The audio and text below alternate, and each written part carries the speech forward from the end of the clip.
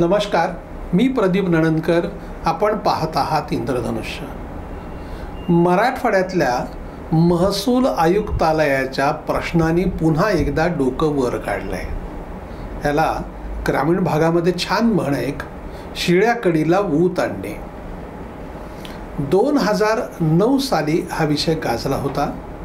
विलासराव देशमुखांच्या नंतर अशोक चव्हाण हे मुख्यमंत्री झाले आणि मुख्यमंत्री झाल्यानंतर त्यांनी त्यावेळच्या औरंगाबादचं म्हणजे आत्ताचं छत्रपती संभाजीनगर हे जे आयुक्तालय आहे त्याचं विभाजन करून नांदेडला आयुक्तालय नेण्याची घोषणा आम्ही करणार आहोत असं त्यांनी संकेत दिले.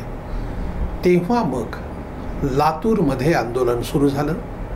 लातूर आणि नांदेड याच्यामध्ये दरी निर्माण झाली आणि त्यातून मग पुन्हा दांगट समितीची निर्मिती झाली.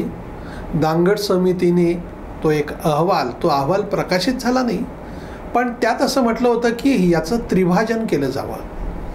म्हणजे औरंगाबाद, नांदेड आणि लातूर, विदर्भात जसं 3-3 जिल्ह्याचा एक आयुक्तालय आहे, महसूल आयुक्तालय, त्याप्रमाणे इकडे पण व्हावं. पण त्या समितीचा अहवालच प्रकाशित झाला नाही.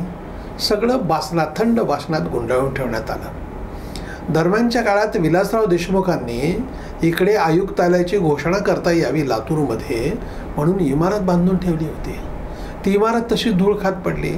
मग त्या ठिकाणी जिल्हाधिकारी कार्यालय तिकडे घेऊन घेण्यात आलं. मग आता तिथे व्यवस्था सगळ्या आयुक्तालयाच्या आहेत आणि चालतं तिथं जिल्हाधिकारी कार्यालय. आता हा विषय पुन्हा निघण्याचं कारण नवीन झालेले महसूल मंत्री चंद्रशेखर बावनकुळे हे नांदेडला गेले आणि नांदेडच्या प्रवासात त्यांनी सूतोवाच केला तो आयुक्तालयाच्या विषयाला. तिकडे त्या विषयाचा सूतोवाच झाल्यानंतर लातूरमध्ये आता नव्याने मग ती जुनी जी सगळी कृती समिती होती, महसूल आयुक्तालय निर्माण कृती समिती, ती ॲक्टिव्ह झाली. त्यावेळेला वकील मंडळीने यात पुढाकार घेतला होता.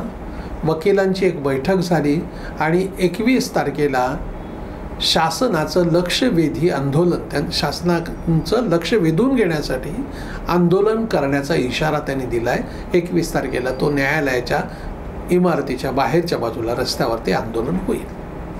फक्त झालं आहे काय आहे, आता त्यात असं म्हटलं होतं की 3 जिल्ह्याच्या विषयामध्ये कदाचित मग अंबाजोगाई जिल्हा होईल किंवा उदगीर जिल्ह्याचा विषय चालला आहे, तो शासन निर्णय करेल. पण करायचं असेल ना तर असे निर्णय केले पाहिजेत.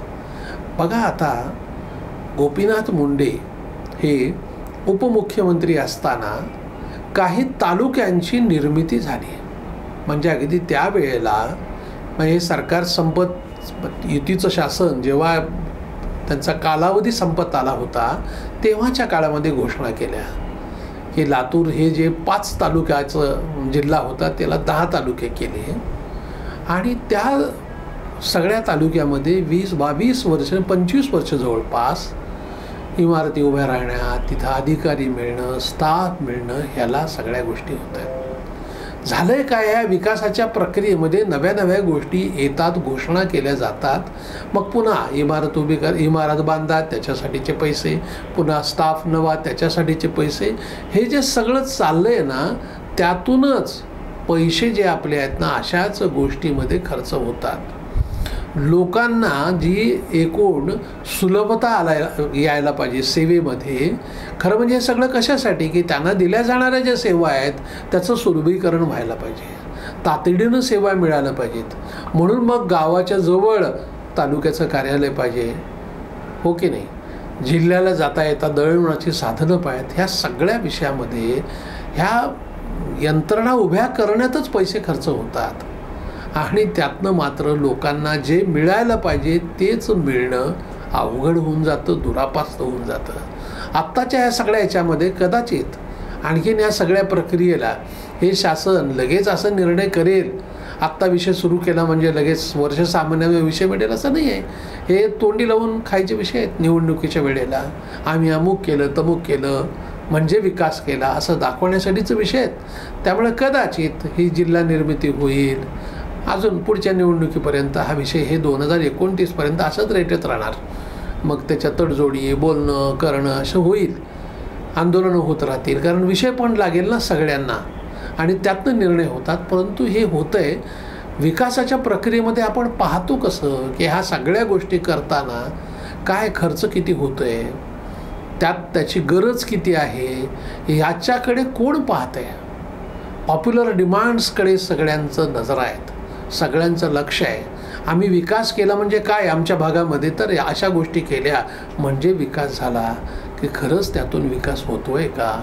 या सगळ्या यंत्रणामध्ये जो लाल फितीचा कारभार आहे तो लाल फितीचा कारभार बंद होतो आहे का, लोकांना सहजपणे सगळ्या गोष्टी होत आहेत का, ते महत्त्वाचं आहे. ऑनलाईनचे विषय आपल्याला वाटतं सगळं केलं, पण प्रत्येक ठिकाणी ऑनलाईनचा कारभार देखील लोकांना अडचणीचा होतो आहे. याचं सुलभीकरण व्हायला पाहिजे.